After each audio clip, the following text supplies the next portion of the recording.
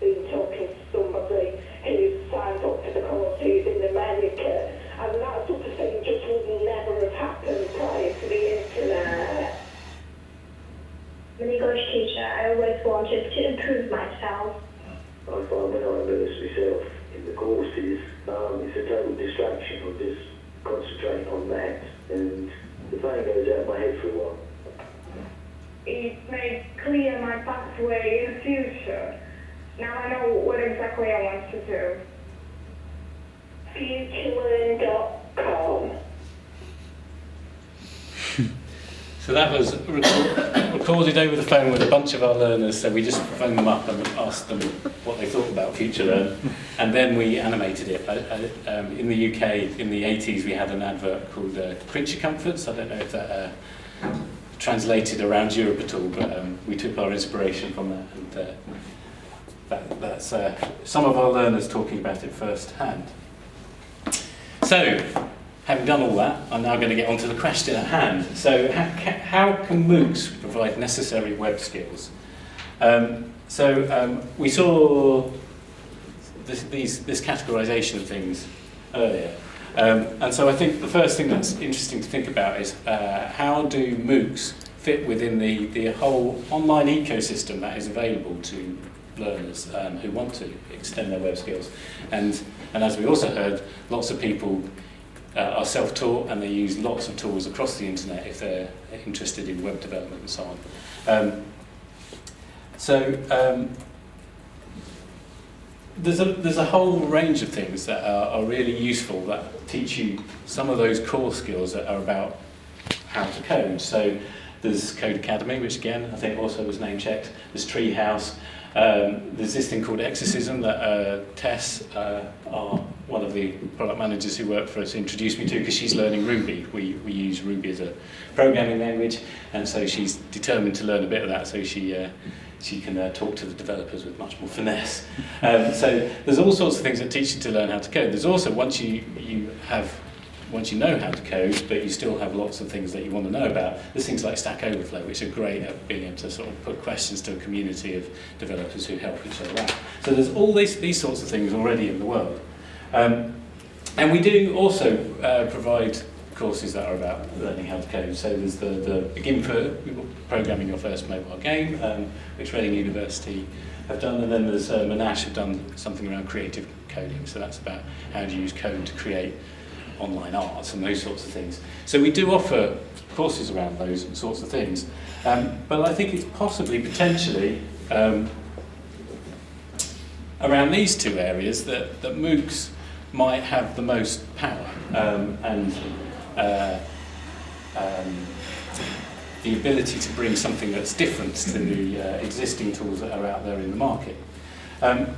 And in order to sort of just touch on what I mean by that, I thought it was worth talking about this course, which is in a completely different domain. It's around language learning, but this is the course that I mentioned earlier that got 120,000 users sign up to it.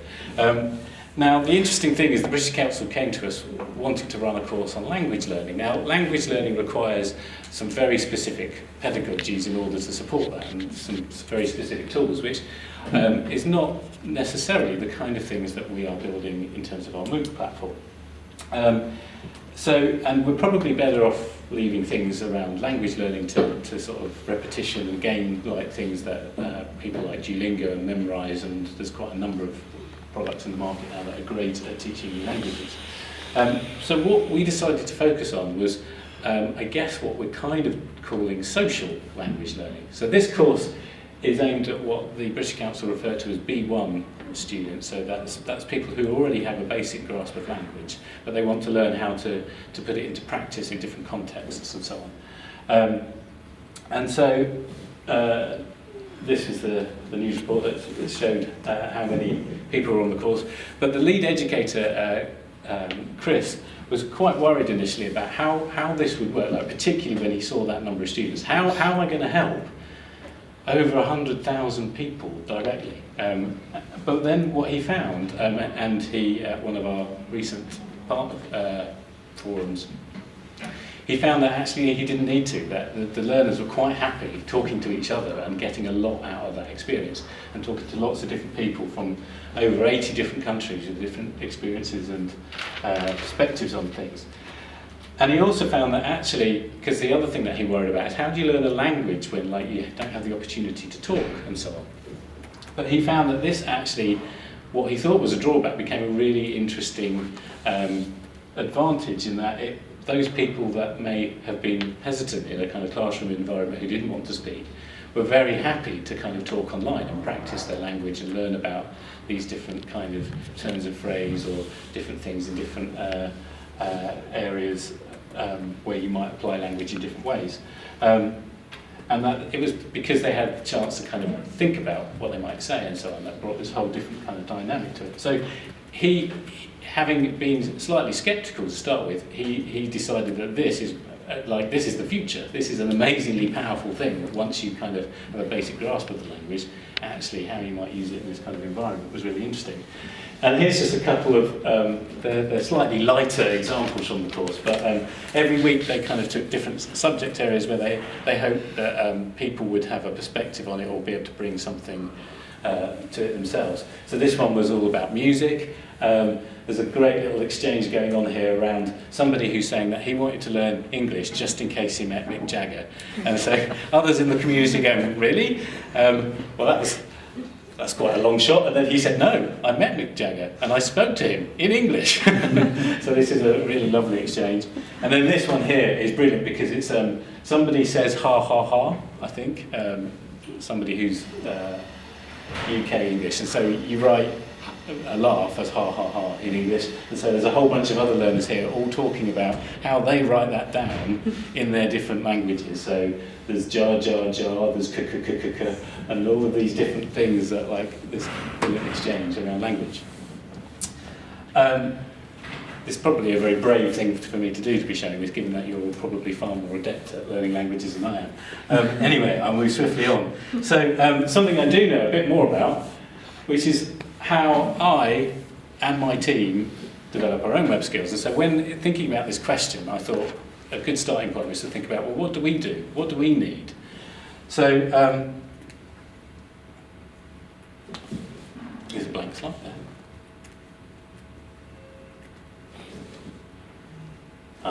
It's the animation that caught me out.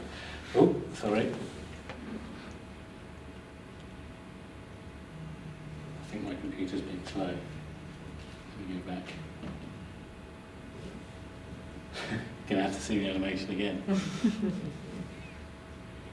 There we go. Right, so I tend to read books like 37 Signals Getting Real, which if you want a really brief short read about how to build web products in a very sensible manner, I would heartily recommend. Eric Ries's Minimum Viable Product was very much the inspiration for the strategy that we took of launching something as quickly as possible and getting it in the hands of real people to then start to develop it once you know what real people want. And the Innovator's Dilemma is quite an interesting one, which again, in terms of how we were set up, slightly separate from the OU, but drawing upon the expertise, but not hampered, I guess, by the fact that you want to support the mothership and the core business. That, again, is another book that I read that also provided a lot of inspirations. So I read lots of books like that. I also go to meetups, so there's a thing called Product Tank, which if you're a product manager like me, is an awesome thing that happens once a month in London. This is a product manager who works for Songkick, which is a great service that helps you find gigs. She's talking about product roadmaps and prioritisation. And just to prove that I actually was there, there's a picture of it. So I go to this every month and it's really brilliant. There's like a chance for networking over beers before and afterwards, so you get to talk to other product managers, which actually, if you're a product manager, is a really useful thing because there often aren't very many of them in the company that you work at. It's a job where there's normally only one or two or three of you. And so this is a really great way to find out how other people build digital products and like exchange tips and so on.